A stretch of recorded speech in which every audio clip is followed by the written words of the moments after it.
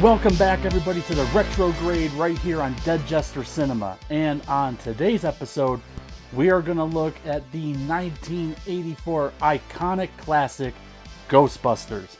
Now, I think it's fairly safe to say, as you can see by what I'm wearing, and obviously as you can see by the poster back up there, Ghostbusters is one of my favorite films, if not my favorite film of all time. So, in this particular review, do not expect a lot of negatives. It's probably just going to be one giant stroke fest. So, without further ado, let's jump right in. We came, we saw, we kicked its ass.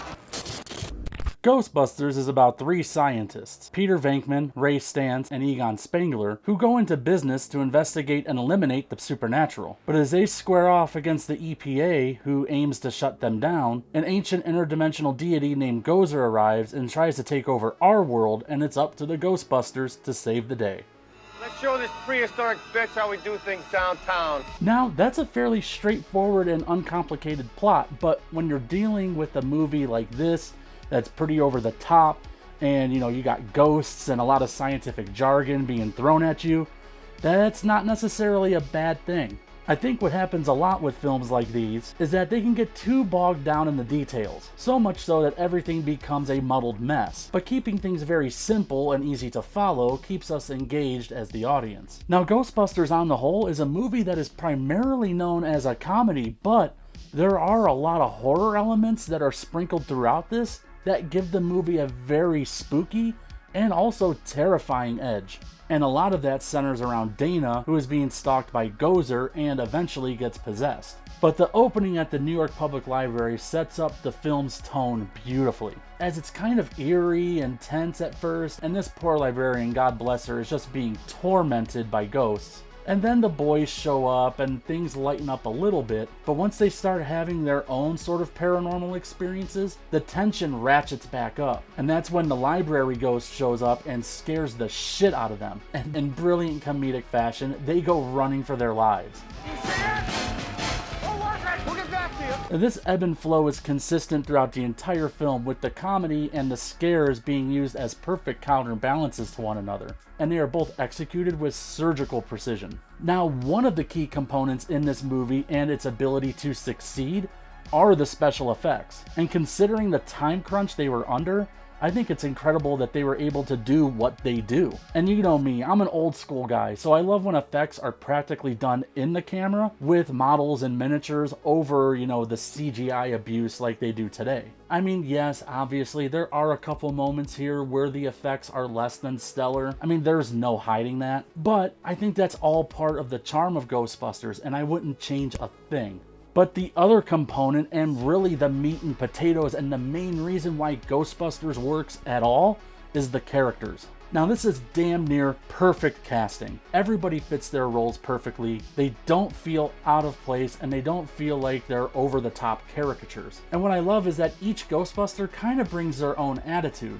You got Ray and Egon, the two hardcore scientists who are 100% gung-ho about ghosts and the spiritual realm. And then there is Peter Venkman, the cynic, who starts off as kind of a skeptic, just humoring his pals, until he realizes that all this shit is legit. But even after that, his attitude is more about getting rich quick and doesn't take the profession as seriously as the other two. And then sitting right in the middle of those two is Winston, who really is, for us the audience, our gateway into this crazy world of ghostbusting. He is the quintessential everyman who is just there to earn a paycheck. And the dynamic between all four of these different characters is just incredible. If there's a steady paycheck in it, I'll believe anything you say.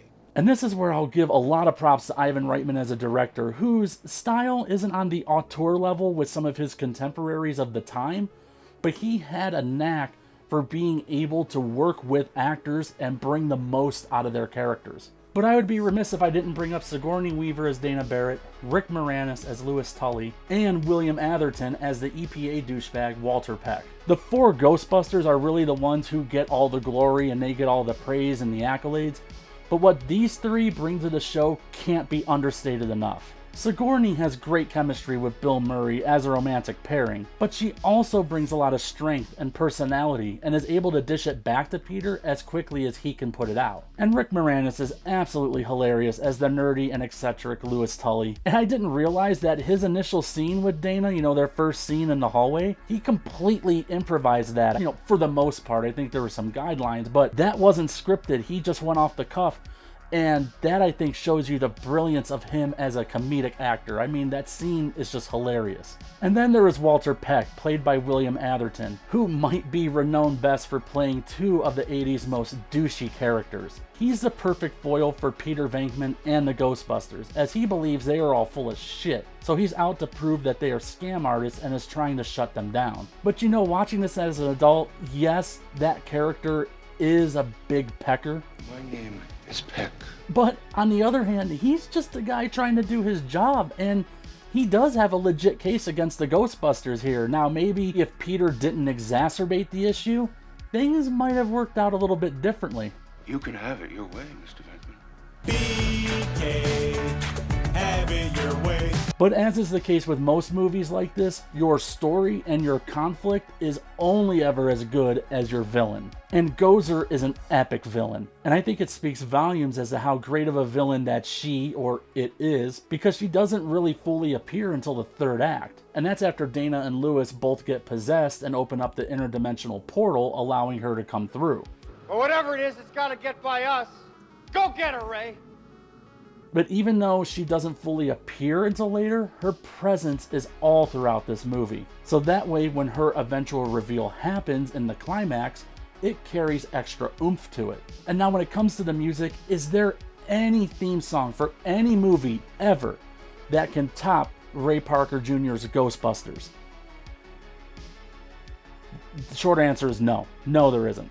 But that theme and that song is so great that it completely overshadows Elmer Bernstein's score, which is great in its own right, because that score gives the film a lot of character, and it also helps give the film its really spooky and eerie edge at times. But now, before I get to my final and probably obvious grade for Ghostbusters, let's go to what I feel are the best and worst parts of this movie. The best part for me is the arrival of the Stay Puft Marshmallow Man. It is so crazy and it's so over the top and ludicrous that I simply love it. And it makes me laugh every time when Ray mentally breaks down explaining why he chose the destructor form that he did. Nice thinking, Ray. Now, the worst part of Ghostbusters for me, unfortunately, will be those unfinished special effects on the Terror Dogs and Slimer. It is the one blemish on what is otherwise a perfect film. What an asshole. But the overall score for Ghostbusters is a 98% flat, meaning that Ghostbusters from 1984 gets an overall grade of an A+ and gets the Golden Horns Award. And sliding in here is that grading breakdown. The direction does get an A, even though there's nothing remarkable about it. Ivan Reitman's ability to work with actors and characters trumps whatever artistic style he may lack. Characters, obviously an A+, it is perfect casting, and each cast member delivers in spades. Story is an A+, like I said, it's very straightforward and simple, but that's all you need. And the music also is an A+. But yeah, Ghostbusters is like the perfect storm of cinematic elements coming together and creating something that has not only transcended generations, but has become a pop cultural phenomenon. And it's that proverbial lightning in a bottle that they have tried numerous times to recapture, but you just simply can't. But anyways, that was my look into the original Ghostbusters from 1984. I know as most of you probably have seen it. If you have, what are your thoughts? Are you a hardcore fan like myself, or are you just more casual? You think it's okay? For me, it had such an impact on my childhood that it is, without a doubt, maybe top 2 films of me for all time. But anyways, be sure to leave your comments below. As always, like, comment, and subscribe. Adios. Now, GTFO!